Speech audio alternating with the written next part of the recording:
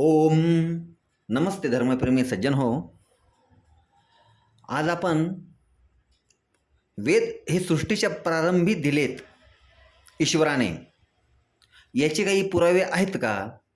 तर आपण ते बघूया. म्हणजे फक्त आता हे एक किंवा दोन मंत्रच नाही, तर अनेको पुरावे आहेत. परंतु आपण इथे ना दोन मंत्रांचे पुरावे देत आहोत की वेद खरोखरच ईश्वराने सृष्टीच्या प्रारंभीच दिलेत का, हे बघूयात आपण.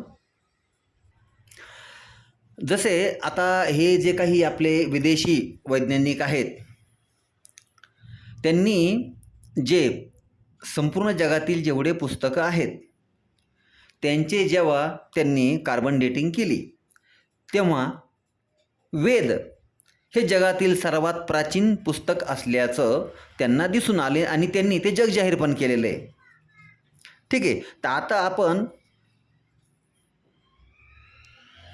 ऋग्वेदाच्या प्रथम मंडल 164वे सूक्त आणि 37वा मंत्र आपण बघूया. ऋग्वेद सर्वात वरती दिले, ऋग्वेद मंडल 1 सूक्त 164. काय सांगतोय हा मंत्र की न विजानामी यदि वेदमस्मी निन्यः सन्नद्धो मनसा चरामी यदा मागन प्रथमजा ऋतस्यादी वाचो अश्नुवे भागमस्यः.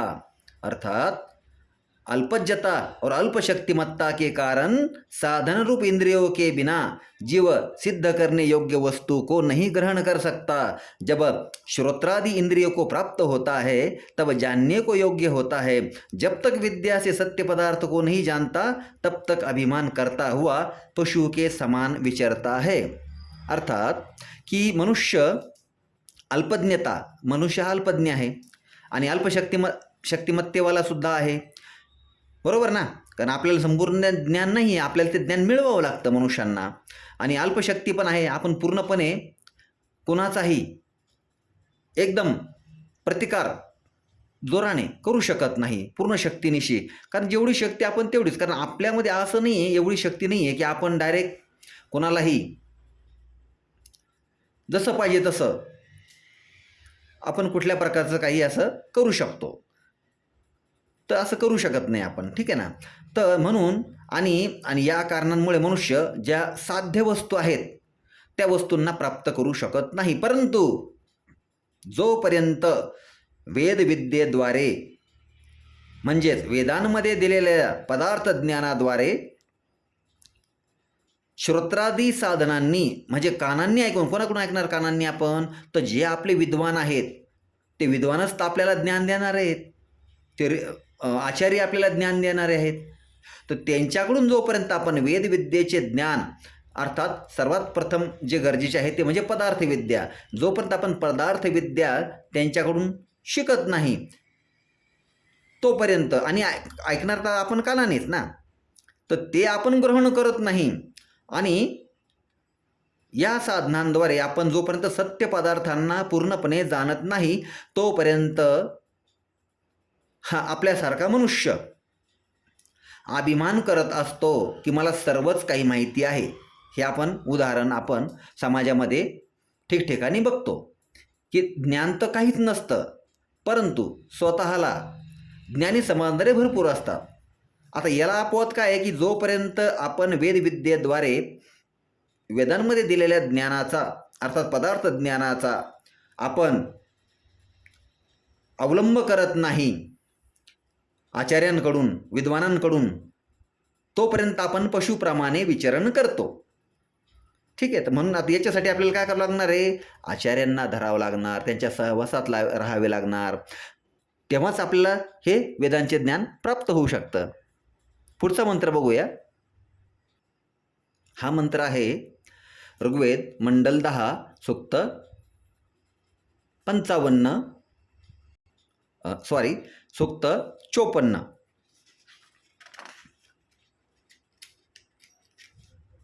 सूक्त 54 चालू आहे. हे इथे सूक्त 54 आहे आणि हा सूक्त 54चा शेवटचा मंत्र 6वा मंत्र म्हणजे मंडल 10 ऋग्वेद मंडल 10 सूक्त 54 आहे. आता इथं 55 सुरू झालं असल्याकारणे इथे वरती लगेच सूक्त 55 दिलेलं आहे. तर हा मंत्र आपल्याला सांगतोय की यो अदद्धा ज्योतिषी ज्योतिरंतर्यो अस्त्रिजन्मधूना सन्मधूनी अधप्रियम शूषमिंद्राय मन्म ब्रह्मक्रीतो गृहदुग्धादवाची. अर्थात परमेश्वर ने ही सूर्य आदि ज्योतियों के मध्य ज्योति धारण किया है। वह जल से जल और मधुर रस से औषधि में मधुर रस का निर्माण करता है। इस शक्तिशाली भगवान के मननीय प्रिय बल को वेदज्ञ लोग अत्यंत वेदविद के पास से प्राप्त कर वर्णन करते हैं.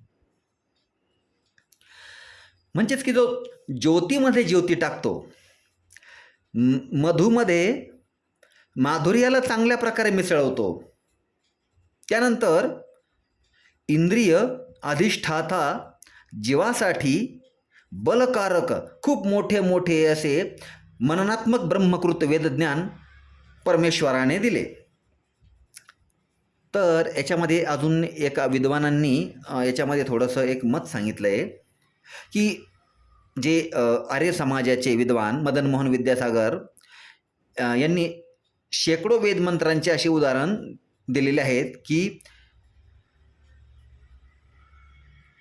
निष्कर्ष त्यांनी जो काढला की वेद हे त्या कवी किंवा मनीषी सृष्टिकर्ता परमेश्वराचे एक काव्य आहे. ते छंदोमय आहे, ज्यामध्ये त्रैविद्या, ज्याला आपण त्रैतवाद म्हणतो, ईश्वर, जीव आणि प्रकृती, आपल्याला फक्त त्रैतवाद सांगितला जातो, परंतु तो आपल्याला फोडून सांगितला जात नाही. आपण त्याच्यावरती प्रत्येक विषयावरती टॉपिकवरती आपण येणार आहोत हळूहळू हळूहळू. तर ही जी त्रैविद्याची अर्थात म्हणजे ज्ञान, कर्म, उपासना, ईश्वर, जीव, प्रकृती, यामध्ये ह्याच ज्या विद्या आहेत ह्या प्रमुख 3 विद्या आहेत. ज्ञान प्राप्त करणे, त्यानुसार कर्म करणे, ईश्वराची उपासना करणे आणि उपासना करून शेवटी मोक्ष प्राप्त करणे, किंवा असे तरी उत्तम कार्य करावं की जेणेकरून आपल्याला पुढचा जो जन्म आहे तो मनुष्य जन्मच मिळावा, असे आपले कर्म असायला हवेत. तर आणि ही त्रिविद्या ऋग्वेद, यजुर्वेद, सामवेद आणि अथर्ववेद या भागांमध्ये विभक्त केलेली आहे. म्हणजे ज्ञान तर एकच आहे, परंतु त्यांना काय केलेलं आहे, 4 भागांमध्ये त्यांना विभक्त केलं, पार्ट बनवले त्याचे. म्हणजे ऋग्वेदामध्ये पदार्थ ज्ञान आणि यजुर्वेदामध्ये त्यावर कशी क्रिया करायची, ऋग्वेदामध्ये सांगितलेल्या ज्ञानावर क्रिया कशी करायची ते यजुर्वेद सांगतं. त्यानंतर सामवेद उपासना सांगतं, ईश्वराची उपासना कशा प्रकारे करावी, ईश्वर कसा आहे त्याला कसं जाणून घ्यायचं हे आपल्याला सामवेद सांगतं. आणि चौथं आहे विज्ञान. विज्ञान तर त्या अथर्ववेदामध्ये, त्याच्याविषयी आपण पण सांगू व्यवस्थितपणे. अथर्ववेदामध्ये पूर्णपणे विज्ञान दिलेलं आहे, जसं या पृथ्वीतलावरती किती प्रकारचे जीवजंतू आहेत, किती प्रकारचे जीवाणू विषाणू आहेत, हे सर्व प्रकारचं नॉलेज, ज्ञान अथर्ववेदामध्ये दिलेलं आहे. तर हे जे आहे ज्ञान, कर्म आणि उपासना, हे जी त्रिविद्या आहे, हे भागांमध्ये 4 भागांमध्ये विभागले आहे. परंतु ज्ञानच असतं, ज्ञानाचे पाठ होऊ शकत नाही, ज्ञान असतं. ती विद्या समजण्यासाठी 4 भाग केलेले आहेत. तर या त्रैविद्येस यज्ञ बृहस्पती, पुरुष बृहस्पती इत्यादी नावे जे असणाऱ्या परमेश्वराने सृष्टी निर्माण करतेवेळी ह्या विद्येस प्राप्त करण्याची क्षमता असणाऱ्या देवांना विद्वान ऋषींच्या हृदयामध्ये स्थापित केले आणि त्या ऋषींनी या विद्येस संपूर्ण विश्वातील प्राण्यांच्या कल्याणार्थ ऐकले. आता प्रथम 4 ऋषी कोणते, जे प्रथम सृष्टीला ईश्वर त्या 4 ऋषींना, त्या पुण्य आत्मा ऋषींना जन्म घालतो, त्यांचं नाव आहे अग्नी, वायू, आदित्य आणि अंगिरा. मग त्यानंतर जे 23 ऋषी जन्म घेतात, मग त्या 23 ऋषींनी जन्म घेतल्यानंतर आणि भूगर्भातून जन्म होतो, त्यांना नाळच जोडलेले असते. कारण जन्म घेण्यास आज आपण वस्तुस्थितीमध्ये बघतो काय, गर्भाचीच आवश्यकता असते. जशी मातेची गर्भाची आवश्यकता आपल्याला असते, तशीच ह्या भूमातेच्या गर्भातून हे ऋषी जन्म घेतात.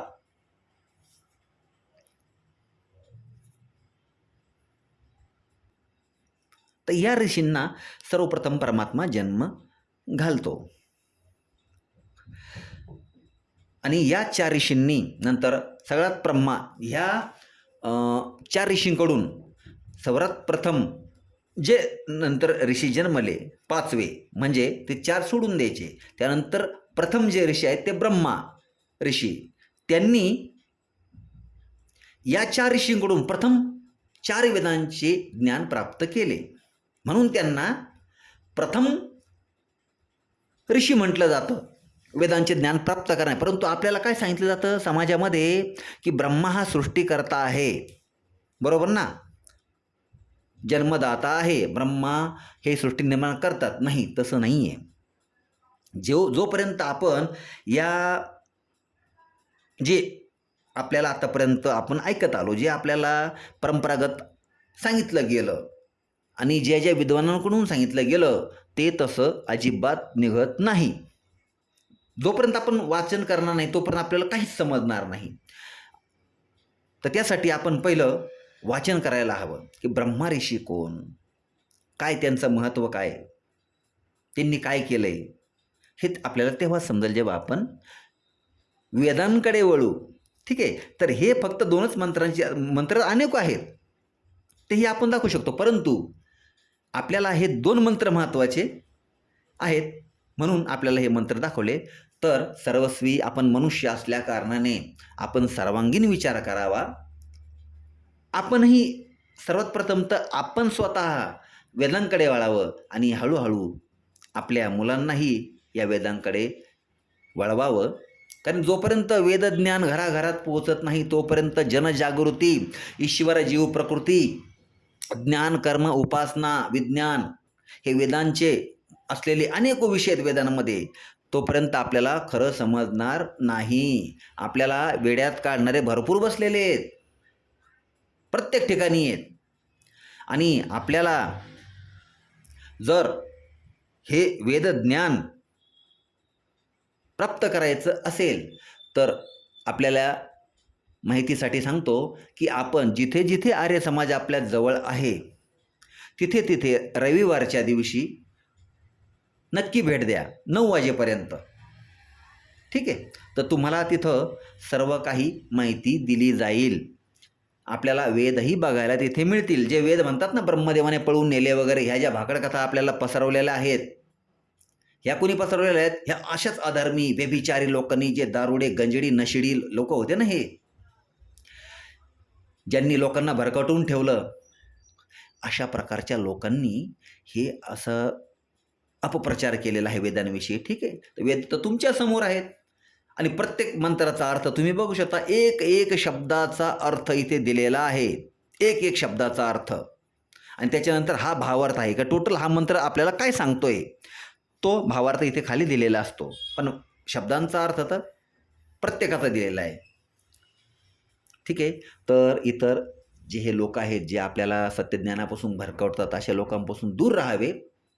आणि वेदांना समजून घेण्यासाठी तुम्हाला एकच स्थान आहे श्रोतेगण हो, आणि ते म्हणजे आर्य समाज. बस, त्याच्यापुढे तुम्हाला कुठलाही चान्स नाही आर्य समाज सोडला तर. ठीक आहे. तर आपल्याला एवढं समजलं की वेद हे सृष्टीच्या प्रारंभीच दिलेत की नाही ईश्वराने. ठीक आहे. ओम नमस्ते.